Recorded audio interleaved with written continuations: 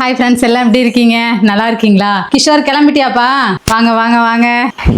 கிஷோர் பாருங்க, பக்தி பரவசமா காலையில எந்திரிச்சு படிச்சுட்டு குளிச்சுட்டு சாமியெல்லாம் கும்பிட்டுட்டு இன்னைக்கு சூப்பராக கிளம்பிட்டான். இன்னைக்கு வந்து கிஷோருக்கு பப்ளிக் எக்ஸாம் வந்து ஸ்டார்ட் ஆயிடுச்சு. ஃபர்ஸ்ட் எக்ஸாம் தமிழ் எக்ஸாமுக்கு போகிறான். ஸோ நல்லபடியாக எழுதிட்டு வரணும், படித்ததெல்லாம் வரணும், எல்லாமே ஞாபகத்தில் இருக்கணும் அப்படின்ட்டு நான் வாழ்த்திட்டோங்க. நீங்களும் வாழ்த்திடுங்க. பெரியவங்களா இருந்தால் ஆசீர்வாதம் பண்ணுங்க, பிள்ளை நிறைய மார்க் எடுக்கணும் அப்படின்ட்டு. அப்பா ஃபர்ஸ்ட் இப்பதான்டா வாழ்த்திருக்காரு காலில இருந்து. அப்படி இல்ல கவி, நாளா எக்ஸாம் எழுதுறப்ப இவ்வளவு பிரஷர் எல்லாம் மண்டையில ஏத்திக்க மாட்டேன். அந்த மாதிரி தான் மைண்ட்ல ஏத்திக்கேன். ஆனா இவன் அப்படி இல்லைங்க. வந்து கடைசியா வந்து தமிழ்ல வந்து மிட்டம் டெஸ்ட்ல எவ்வளவு எடுத்திருந்தானா 88 வரைக்கும் எடுத்திருக்கான் தமிழ்ல அதிகபட்சம். இன்னும் வந்து மார்க் அதிகமா எடுக்கணும் அப்படின்ட்டு நிறைய படிச்சுட்டே இருக்கான். படிச்சது இல்லாம எக்ஸ்ட்ராவாகவும் இன்னும் எவ்வளோலாம் படிக்கலாம், மைண்ட்ல ஏத்திக்கலாம் அப்படின்ட்டு படிச்சுட்டே இருந்தான். நைட்டு நாங்களே தூங்குடா அப்படின்னு சொல்லி கூட 10-11 மணி வரைக்கும் படிச்சான். காலையில எந்திரிச்சு பார்த்தா 4:30 மணிக்கெல்லாம் எந்திரிச்சு உட்காந்துட்டு படிச்சுட்டு இருக்கான். ஸோ படிக்கிற பிள்ளைங்களுக்கு நம்ம படின்னு சொல்ல வேண்டியது இல்லை.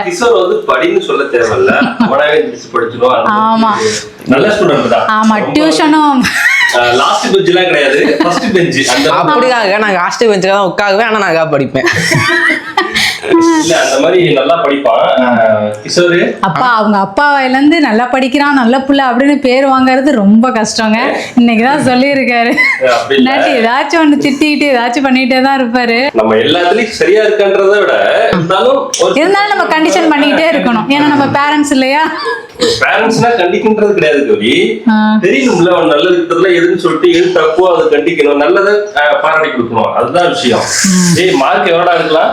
400க்கு மேல எடுக்கணுமா? 400க்கு மேல எடுக்கணும்னு நான் சொல்லியிருக்கேன். சரி, அது கொஞ்சம் கடைசியா தேர்ட் மிட்டம்ல வந்து 413 எடுத்திருக்கான். 413 மார்க் எடுத்திருக்கான். ஸோ அதை விட கொஞ்சம் கூட எடுக்கிறதுக்கு ட்ரை பண்ணுடான்னு சொல்லியிருக்கோம். நாங்கள் ரொம்பலாம் ஒன்றும் ஃபோர்ஸ் பண்ணல, அவனாவே படிக்கிறான். எந்த ஸ்கூல்ல படிக்கிறான்னு சொல்லிட்டு நிறைய பேர் கேட்டிருந்தீங்க.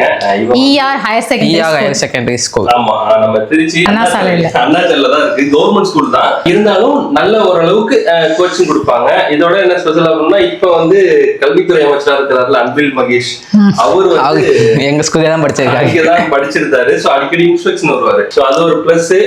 எல்லா பேத்துக்கும் ஓரளவுக்கு சப்போர்ட் பண்ணுவாங்க. இதையும் தாண்டி படிக்கிற பிள்ளைங்க எங்க இருந்தாலும் படிக்குங்க. சோ அதனாலதான் இவனை வந்து நிறைய ஸ்கூல் பார்த்தோம். அதுக்கப்புறம் அங்கேயே படிக்கட்டும் அப்படின்னு சொல்லிட்டு அங்கேயே சேர்த்தாச்சு. 12th வரைக்கும் இருக்காங்க. தம்பி வந்து 10th தான் படிச்சுட்டு இருக்கான். ஒன்னும் பிரச்சனை இல்லை, 12th வரைக்கும் அங்கேயே படிப்பான். நல்லா தான் வந்துகிட்டு இருக்கான். நாங்க சப்போர்ட் பண்றதை விட இவரோட டியூஷன் மிஸ் இருக்காங்க, அவங்க வந்து நேரங்கள்லாம் பார்க்க. ஆமா, காலையில 5 மணிக்கெல்லாம் வர சொல்லி டியூஷன் எடுப்பாங்க. அப்புறம் மறுபடியும் 10:30 மணிக்கு வாடான்னு சொல்லிட்டு எடுக்கிறாங்க. அப்புறம் ஈவினிங்கே எடுக்கிறாங்க. பெரிய விஷயம். எல்லா பேருமே ஒரு பணத்துக்காக மட்டும் அப்படின்னா அந்த டைமிங் மெயின்டைன் பண்ணிட்டு கிளம்புறா அப்படின்றாங்க. எனக்கு தெரிஞ்சு அவங்களுக்கும் வந்து பிள்ளைங்களை வந்து நல்லா படிக்க வைக்கணும், மார்க் வாங்க வைக்கணும் அப்படின்ட்டு நேரங்களை பார்க்காம படிக்க வைக்கிறாங்க. ரெண்டாவது இந்த டயத்துல வந்து அவங்களுக்கு தேங்க்ஸ் சொல்லணும்டா, படிக்கிறதுக்கு நேத்தியே சொல்லிட்டேன் அவங்க கிட்ட. அவங்க வந்து பெரிய ஒரு காரணம். ஏன்னா ஃபீஸ் எல்லாம் பெரிய அளவுக்கு எதிர்பார்க்க மாட்டாங்க. இதெல்லாம் வந்து ஒரு சேவை மாதிரி தான் பண்றாங்க. ஏன்னா அவங்களோட ஃபுல் டைமே வந்து பசங்களுக்காண்டி ஒதுக்குறாங்க. பெரிய விஷயம். அந்த ஒரு மனசுக்குமே வந்து நம்ம ஒரு பெரிய செலவு அடிக்கணும். சரி, ஓகேடா, பார்த்து நல்லபடியா எழுது. எக்ஸாம்லாம் சூப்பரா எழுதணும். சரியா? பப்ளிக் எக்ஸாம்ல இப்பதான் ஃபர்ஸ்ட் டைம் எழுத போறான். அதான் கொஞ்சம் பயமா இருக்குன்றா. எதுக்குடா பயப்படலாம் இருக்கு? நான் படிச்சுட்டேங்க, இருந்தாலும் கொஞ்சம் ஃபர்ஸ்ட் டைம் எழுத போறேங்க. அதான் இன்னைக்கு ஒரு எக்ஸாம் எழுதிட்டு வந்துட்டான்னு வச்சுக்கோங்களேன், அடுத்தடுத்து அதுக்கப்புறம் இதாகும், கொஞ்சம் சரியாகும். அதனால காலையில சீக்கிரமே கிளம்பிட்டான். 7 மணிக்கெல்லாம் எழுந்திரிச்சு குளிச்சுட்டு 7:45 முன்னாடியே ஸ்கூலுக்கு போயிடணுமா. போயிட்டு என்னோட ஹால் எங்க இருக்கு, நான் எங்க உட்காரணும் எல்லாமே நான் முன்னாடியே பார்த்து வச்சுக்கணும். இதுக்கு முன்னாடி நான் சீக்கிரமா ஸ்கூலுக்கு போனதே. நான் தாங்க எனக்கு தைரியம் சொன்னேன். நான் வந்து படிச்சது எங்க ஊர்ல இருந்து பக்கத்து ஊர்ல இருக்க ஸ்கூல்ல போய் படிச்சோம். அதே ஒரு 2-3 கிலோமீட்டர் போனோம். ஆனா எங்களுக்கு பப்ளிக் எங்க போட்டாங்கன்னா அது ஒரு 8 கிலோமீட்டர் இருக்குங்க.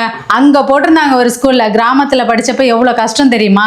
நம்ம வந்து வெளியில போனதில்லை. சைக்கிள் அங்க இருந்து பைபாஸ் ரோட்ல எங்க ஊர்ல இருந்து ஒரு 5-6 பேர் எக்ஸாம் எழுத போவோம். எல்லாம் ஃப்ரெண்ட்ஸ் எல்லாம் சேர்ந்து அப்படியெல்லாம் போய் வேற ஸ்கூல்ல போய் எழுதணும். இவனுங்களுக்குலாம் என்ன கஷ்டம்? இவங்க ஸ்கூல்ல தான் பப்ளிக் எழுத போறாங்க. இதுக்கே இவன் இவ்வளவு பயப்படுறான் பாருங்களேன். வேற சார் எங்க சாகுங்க ஸ்கூலுக்கு இருக்க கூடாது. ஓ, இருக்க கூடாது. ஆமா, இருக்க கூடாது. உங்க கிஷோருக்கு உதவி பண்ணிடுவாங்க, ஒரு பெரிய நல்ல உள்ளத்துல இருந்துருவாங்கடா. ஆமா, சரி, ஓகே, நல்லா படா பிடிச்சு தம்பி எக்ஸாம் சூப்பரா எழுது, நீ படிச்சதெல்லாம் வரணும், உனக்கு படிச்சது எல்லாமே ஞாபகத்துல இருக்கணும். ஓகேவா? அதெல்லாம் ஒண்ணு ஈஸியா இல்ல சரி, அதெல்லாம் நல்லா படிச்சிருக்கான், டெவலப் பண்ணிக்குவான், ஒன்றும் பிரச்சனை கிடையாது. கடைசி நேரத்துல இந்த ஒரு பயம் பதட்டம் இருந்துச்சுன்னா நம்ம படிச்சது கூட நமக்கு அப்படியே மறந்த மாதிரி இருக்கும். சரியா?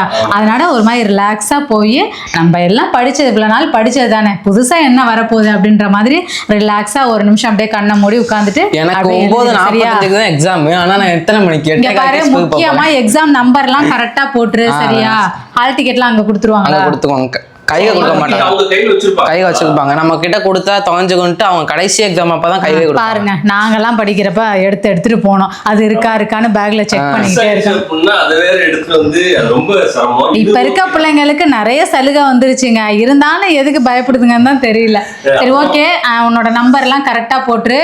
ஒரு டைம் வந்து ஒரு 5 நிமிஷம் ஒதுக்கி ஃபர்ஸ்ட் கொஸ்டின் பேப்பரை ஃபுல்லா பாரு, பார்த்துட்டு உனக்கு எதெல்லாம் தெரிஞ்சதோ அதெல்லாம் ஃபர்ஸ்ட் முன்னாடி எழுதிரு. அதுக்கப்புறம் யோசிச்சு எழுதுறதெல்லாம் அப்புறமா எழுதிக்கலாம். ஓகேவா? ஏன்னா நான் படிக்கும்போது எங்க சாருங்க எனக்கு அதான் சொல்லி கொடுத்தாங்க, எதையும் பார்த்து பயப்படாதீங்க, ஃபர்ஸ்ட் கொஸ்டின் பேப்பர் வாங்கணும்னா உங்களுக்கு எது தெரியுதோ அதை வேகமா எழுதிருங்க, அதுக்கப்புறம் எது தெரியலையோ அதை யோசிச்சு அப்புறம் எழுதிக்கலாம் அப்படின்னு தான் எங்க சார்லாம் எங்களுக்கு சொல்லி கொடுத்துருக்காங்க. சரி, ஓகே, நிறைய பேர் விஷ் பண்ணிருங்க. அவனோட பப்ளிக் ஃபர்ஸ்ட் எக்ஸாம், பெரிய பிள்ளையாகி ஃபர்ஸ்ட் எக்ஸாம் கிஷோர், இதுதான் உன் தலையெழுத்த நிர்ணயம் பண்றது. அதனால நீ பாத்துக்கோ, இவ்வளவு மார்க் எடுக்கணும் அவ்வளவு மார்க் எடுக்கணும்னு நாங்க சொல்றோம், உனக்கு தெரியும்ல.